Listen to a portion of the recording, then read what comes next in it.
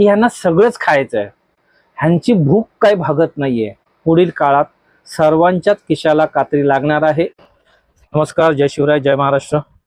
आपण पाहतात आपला महाराष्ट्र आपली जबाबदारी. आज आपण स्मार्ट मीटर संदर्भात बोलणार आहोत. स्मार्ट मीटर म्हणजे काय, नेमकं त्यामुळे होतं काय, या सर्व गोष्टींचा उहापोह न करता मी थेट मुद्द्याला हात घालतो. तुमच्या इकडे जर का स्मार्ट मीटर लागत असतील तर काय करावं, आणि जर स्मार्ट मीटर लागले असतील तर काय करावं, या संदर्भात आपण आज बोलणार आहोत. तर पहिलं तर आहे, तुम्ही जर का तुमच्या घराच्या दरवाजाला कुलूप लावून कुठे बाहेर निघून गेलात तर मात्र तुमचं घरातला जो काही ऐवज असेल, तुमची प्रॉपर्टी असेल, ती साधारणतः सेफ असते. हा, म्हणजे ज्याला चोरी करायची आहे तो ताळा तोडून पण चोरी करतो, पण साधारण असं आहे की जर तुम्ही तुमचा ऐवज किंवा तुम्ही तुमची मालमत्ता जर का मोकळी सोडलीत तर तिथे कुणीही शिरणार, त्याची चोरी होऊ शकते. हे पहिली गोष्ट आहे आणि ह्याला कुणीही नकारू शकत नाही. हा तोच भाग आहे. जर का तुम्ही तुमच्या प्रेमायसेसमध्ये, चाळीमध्ये म्हणा, तुमच्या इमारतीमध्ये प्रत्येकाकडे मीटर बॉक्स असतो किंवा एखादी मीटर, इलेक्ट्रिक मीटरची एखादी खोली असते. जर तुम्ही त्याला टाळं लावलेलं नसेल तर तिथे कोणीही त्रयस्थ व्यक्ती शिरू शकतो, तुमचे मीटर बदलू शकतो आणि ते तुम्हाला कळणारही नाही, कारण ही सर्व प्रक्रिया अगदी जलद गतीने होते. तुम्हाला कळणार नाही आणि तुमचा मीटर बदललेला असू शकतो. तर सर्वात पहिला महत्वाचा मुद्दा काय, की तुमचा जो काही मीटर बॉक्स आहे किंवा तुमचं मीटर रूम आहे त्याला टाळं लागलेलं असलं पाहिजे. हे महत्वाचं आहे. चला, आता दुसरी गोष्ट, त्याच मीटर रूमच्या किंवा त्या मीटर बॉक्सच्या मेन दरवाजावरती एक नोटीस लावायची आहे.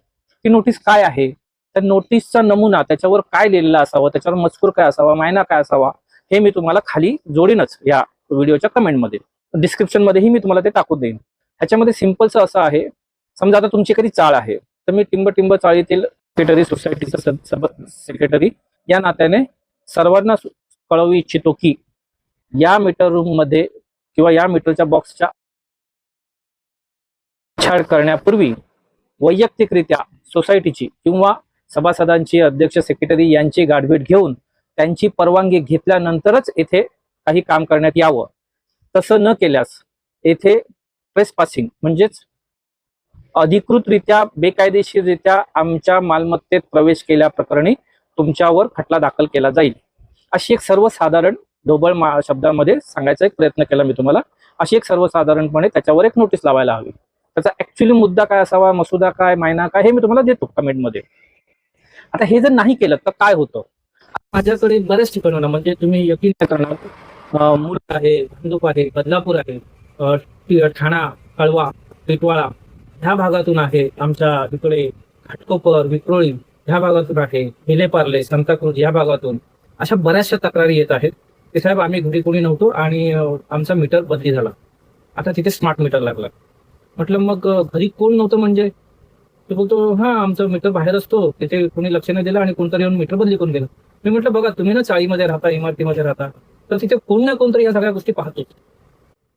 जर का कोणीही न पाहता असं होऊ शकत नाही, म्हणजे ते अदृश्य तर नाही आहेत, त्या अदृश्य व्यक्ती नाही आहेत ना, ते येतात, पद्धतशीर काम करतात आणि निघून जातात. आता हे कोण करतंय, तर बघा, MSCB असेल, अदानी असेल किंवा दुसऱ्या कोणत्याही इतर कंपन्या असतील, हे त्यांचे स्वतःचे कर्मचारी येऊन हे करतात का, तर नाही करत. हे करतायत त्रयस्थ कंपनींना ह्यांनी कंत्राट दिलेली आहेत आणि ती त्रयस्थ कंपनीची माणसं तिथे येतात, मीटर बदली करतात आणि निघून जातात. आता ह्याच्यामध्ये तुमचा फायदा आहे का, तर मी म्हणेन नाही. कारण माझ्याकडे आतापर्यंत आलेल्या तक्रारीनुसार मी तुम्हाला स्पष्टपणे सांगू इच्छितो की याचा फायदा नाही. ज्यांचं पूर्वी बिल 800-900च्या घरात होतं ते आत्ताच्या घडीला 1700-1800 वरती पोचलेलं आहे. काही जणांचं 2400-3000 पर्यंतही पोचलेलं आहे. आता नुसतं 3000 पर्यंत पोचलेलं नाहीये, तर बदलापूरमध्ये एक अशी केस बघितलेली आहे. एक वयस्कर गृहिणी आहेत, साधारण 55-60च्या आसपास असतील त्या, आणि त्या आजींच्या घरी त्या एकट्या आहेत. त्यांच्या घरामध्ये एक ट्यूबलाईट, एक फॅन आहे, फ्रीजही आहे आणि टीव्ही ती नाममात्र लावतात.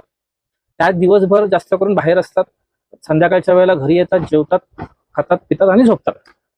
म्हणजे दिवसभर त्या कुठल्याही गोष्टीचा वापर होत नाही. हा, फ्रीज चालू असतो, पण ह्या सर्वसाधारणपणे ह्या सर्व गोष्टींचा खर्च साधारण 500 ते 600 रुपये त्यांना अंदाजे महिन्याला यायला हवा होता, पण त्यांना बिल आलेलं आहे 10,000चं. आणि हे कधी घडलं, ह्याचा जेव्हा आम्ही पाठपुरावा केला, म्हणजे मागची बिलं बघितली, तेव्हा अचानक 1 महिन्यामध्ये त्यांचं बिल वाढलेलं दिसलं. मग त्यांनी त्यांचं मीटर बॉक्समध्ये जाऊन चेक केलं, तेव्हा कळलं की त्यांचा मीटर चेंज झालेला आहे, कारण त्या घरी नव्हत्या.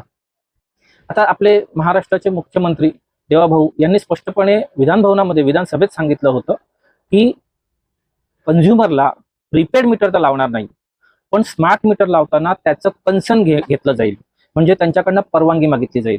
पण असं होतंय का खरोखर? तर अजिबात होत नाहीये.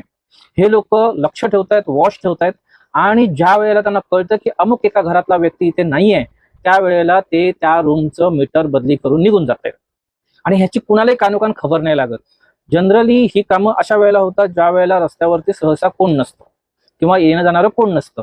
आणि जनरली आपल्या इथे आता सध्या अशी परिस्थिती आहे की कुठे कोण काय करत असेल ना, तर कोणी लक्ष देत नाही. आपल्याला काय करायचं आहे ही भावना आताच्या तारखेला सगळीकडे बळावलेली दिसते. आता त्याच अनुषंगाने त्या आजीच्या बिचारीचं तर बिल तर वाढले. आता आम्ही प्रयत्न करतोय त्या बाबतीत, बघू त्यातनं काय रिझल्ट येईल. हा, आता मीटर लागलं.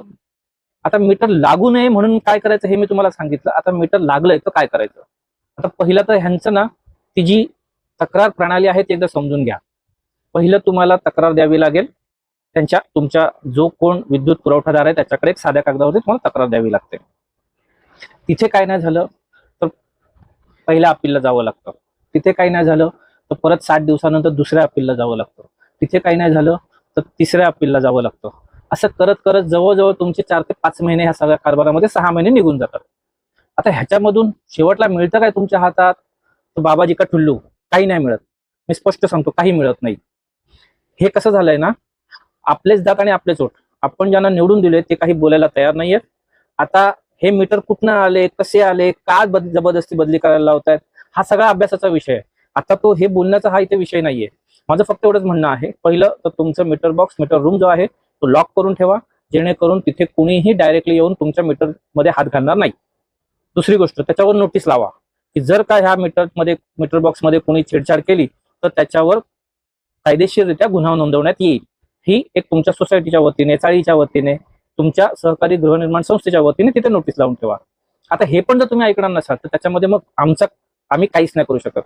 कारण मी मगाशी म्हटलं ना, त्या आजीबाईंच्या प्रकरणामध्ये सांगतो किंवा अजूनही 2-4 प्रकरण आमची सुरू आहेत, त्याच्यामध्ये स्पष्टपणे हे आम्हाला दिसतंय की तक्रारी करूनही काहीही उपयोग होत नाहीये. आता प्रत्येक व्यक्तीला हायकोर्टात किंवा कोर्ट कचेऱ्यांमध्ये जाऊन जर खटलेच दाखल करायचे असतील, कोर्टात केसेस लढायचे असतील, तर तो सर्वसामान्य व्यक्ती तो स्वतःचं पोट पाण्याचं बघेल, खाया पियाचं बघेल, की जाऊन कोर्टामध्ये खटले दाखल करत बसेल. आणि ही गोष्ट ह्या यंत्रणेला सर्वांना चांगली माहिती आहे. त्याचाच फायदा घेऊन हे सर्व चालू आहे. बरं, आता ह्याच्यामध्ये चेतन त्रिवेदी माटुंग्याला राहतात. चेतन त्रिवेदी झाले, आपले कमलाकर शिनाळे झाले, हे चांगल्या पद्धतीने काम करतायत. पण ते बिचारे तरी किती काम करणार? म्हणजे ते सुद्धा यंत्रणेशी फाईट करतायत, लढतायत, कोर्ट कचेऱ्या करतायत, पण ते सुद्धा पुरे नाही पडत आहेत. कारण ही जी व्यवस्था आहे ना, ती एवढी भस्मासुरासारखी मोठी झालेली आहे ना, आणि तिने एवढा मोठा आ वाचून ठेवलेला आहे की यांना सगळंच खायचं आहे.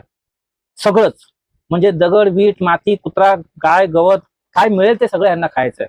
ह्यांची भूक काही भागत नाहीये. ह्यांना फक्त गरीबाला लुटायचं आहे, त्यांच्याकडनं पैसा वरवाडून घ्यायचा आहे. तर कृपया आजचा हा व्हिडिओ याच्यासाठीच बनवला आहे की थोडं सावध राहा, लक्ष ठेवा, तुमच्या आजूबाजूला काय घडतं याच्याकडे लक्ष ठेवा. तुमच्या मीटर रूमला टाळं लावा, त्याच्यावरती एक नोटीस लावून ठेवा. आणि जर का अशी काही परिस्थिती उद्भवली तर पोलिसांना फोन करून तिथे बोलवून घ्या आणि अशा भामट्यांना तिथून पळवून लावा. बघा, आता ना खरं सांगायचं झालं तर ही या लेवलला जाऊन बसलेलं आहे की आता इथे क्रांती घडवण्याची गरज आहे. जर का चांगल्या पद्धतीने न्याय मिळत नसेल तर मात्र तुम्हाला तुमचा मीपणा दाखवावा लागेल. आणि हे माझ्याबरोबर घडत नाहीये तर मी गप्प बसेन असं करू नका. कृपया आज ज्याच्यावर पाळी आहे ना, तो तर कसा तरी त्याच्यामधून निघून जाईल, पण ही गोष्ट तुमच्या दारापर्यंत सुद्धा येणार आहे, तुमच्या घरापर्यंत सुद्धा येणार आहे, तुमच्याही खिशाला कात्री बसणार आहे, हे लक्षात ठेवा. तेव्हा एकत्र येऊन विरोध करा. चाळ कमिटीने येऊन विरोध करा, इमारतीचा सोसायट्यांनी येऊन विरोध करा, पण विरोध करा. जर आज तुम्ही विरोध नाही केलात तर मात्र पुढील काळात सर्वांच्याच खिशाला कात्री लागणार आहे, हे मी निश्चित सांगतो. आणि याच शब्दांवरती थांबतो. जय हिंद, जय महाराष्ट्र, जय शिवराय.